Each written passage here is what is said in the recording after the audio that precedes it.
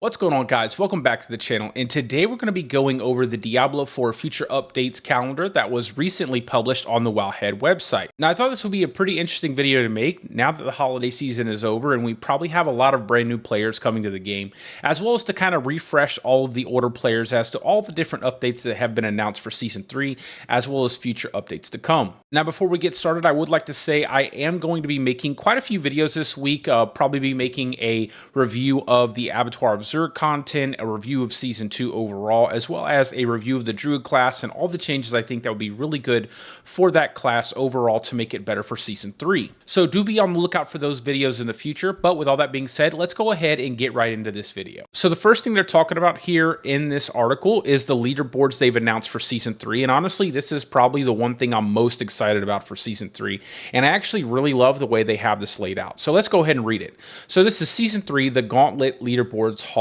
of Ancients. The Gauntlet is a fixed seed, non-linear dungeon, meaning that monsters and their positions, layout, and affixes are always the same. Your mastery and skill will be tested to achieve the highest score within the time limit, which will appear on the leaderboards. Monsters and chests will drop pickups called Proofs of Might to increase your score.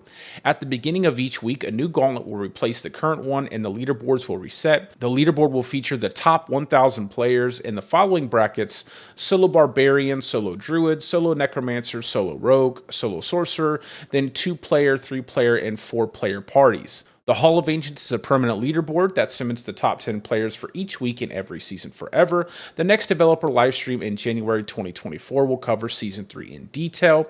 And then there's a link we're going to go ahead and click on to cover this a little bit more in depth. Now, some of these bullet points we already covered from the previous article we're going back to, so we're just going to read over the ones that we haven't yet. Under Basics, it says the Gauntlet can be accessed when reaching World Tier 4, which is pretty common for all in-game content. Then it says you do not need to be level 100 to access the Gauntlet. And then the loot drops at the end of the timer. You do not have to worry about picking up loot on the way, which again is really nice because you have a certain period of time and you're trying to achieve the highest possible score within that time constraint. Then for scoring and rewards, it says, since the Gauntlet is non-linear, there are choices of how to progress through the dungeon to maximize your score. In groups, you can decide where everyone should be going. So in my opinion, this is a really nice way to add something meaningful for people to do in groups. I think it's going to be a lot of fun for players who like to co-op to really push their group to its limit to achieve the highest rank possible and really see where they kind of land in terms of the overall player base. Then down here it says you will be awarded a seal depending on your score that can be improved. Reaching the seal of the worthy will put you in the top 1,000 of the corresponding leaderboard. And then last, these seals also come with a portrait frame that you can show off to other players in game. And then down here is a nice example of what those portraits look like. Then scrolling down, it starts talking about the leaderboards. It's just all restated. Leaderboards feature the top 1,000 players. Leaderboards will feature the following brackets. It just tells you again, Barbarian, Druid, Necromancer, Rogue, Sorcerer, 2, 3, and 4-player party. And then the one we didn't see here, leaderboards are further separated by hardcore and non-hardcore leaderboards. So I wonder if your hardcore character, because I love playing hardcore, if your hardcore character dies in the Gauntlet, do you lose them still? So that would be interesting to know. And then there are additional filters to filter by platform, region, clan, friends, hardcore, and non-hardcore. And then down here at the bottom, it just restates that the top 10 players from each week in every season will forever be cemented in the Hall of Ancients. And you better believe I'm going to be trying to get a hardcore and a non-hardcore character in every season in that vault. Now, as I said, I am really excited for the leaderboards for Season 3. However, I would like to say here that I hope the developers really start taking bug fixing and class balancing incredibly serious here, because these leaderboards are not going to mean anything if the season that we currently have rolls into the third season and all we have are a bunch of exploits and broken builds that are doing billions of damage and trivializing all of the content. I really hope that this is something we can take serious, something that we have to strategize for, and something that we really have to pour a lot of time and attention into to achieve the highest ranks possible. Then scrolling down, you see here they continue to expand upon the in-game content in Season 3. However, I do want to go back to the point I just made and say that if you don't plan on balancing your game appropriately, it doesn't matter how much in-game content you release, because players are just going to create the most mechanically broken build and use exploits and one-shot that in-game content, and all that time and effort you put into creating that brand new boss or whatever it is going to be meaningless because, well, people are just going to bypass all those mechanics or all of that difficult stuff because they can just kill everything in the blink of an eye. So I really hope, again, they work on balancing the game appropriately so that way when we do the in-game content, we can actually enjoy completing it and get a sense of accomplishment for all the hard work we put into our characters and our builds. Then something here for Hell Tides are going to make them last for 55 minutes every hour with only 5 minutes of downtime between Hell Tides.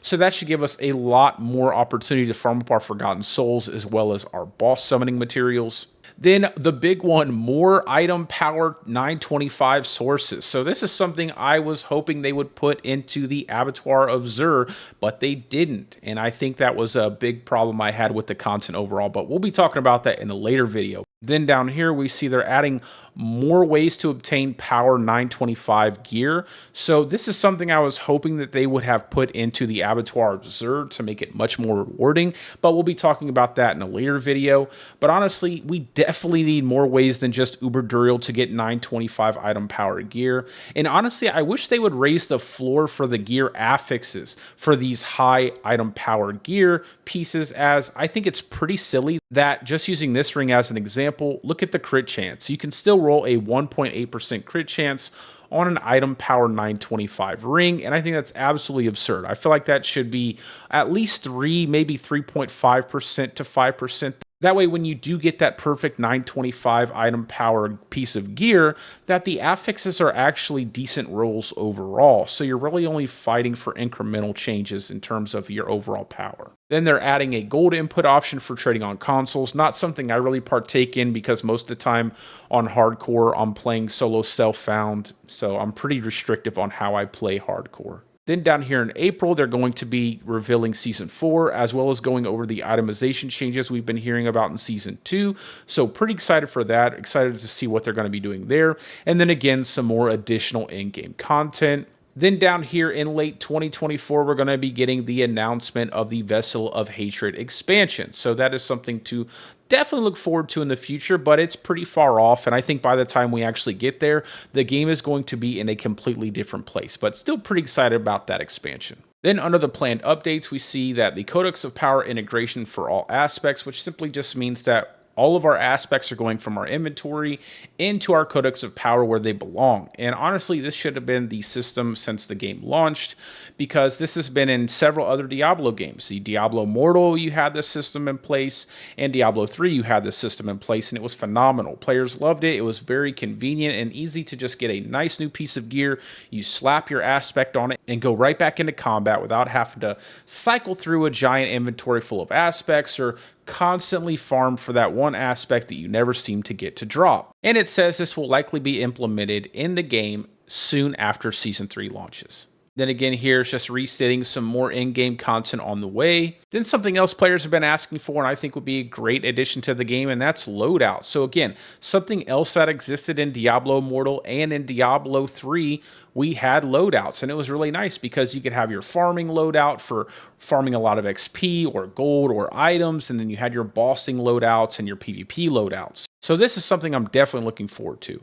And then the loot filter, the much needed loot filter. Even though there's no date announced, we are going to be getting a loot filter at some point in time. So hopefully it's a really good loot filter, but honestly, I won't even talk about that because again, they don't even have a date for it when it's coming. And then last but certainly not least, more social features. So the big one for me would be a group finder. I definitely would love to have a matchmaking or group finder system for different content in Diablo 4. So that's something I'm definitely looking forward to. But that's really it for the video, guys. Like I said, I am most excited for those leaderboards and the gauntlet coming in Season 3. And also, if I had it my way, as a guy who plays hardcore solo self-found and who doesn't use any bugs or any mechanically broken builds, I really hope that they take class balancing serious because, in my opinion, even if they added a million things to do for in-game content, none of it would matter if you can just basically trivialize every last bit of it. So let me know what you guys think down in the comments section. What are you most excited for in Season 3? What do you think are the most important changes they should make to the game? And even how do you feel about the game overall as it currently stands? But anyway, Like I said, that's it for me. I hope you guys are having a wonderful day or a wonderful night wherever you're from, and peace out, guys. I will see you in the next one.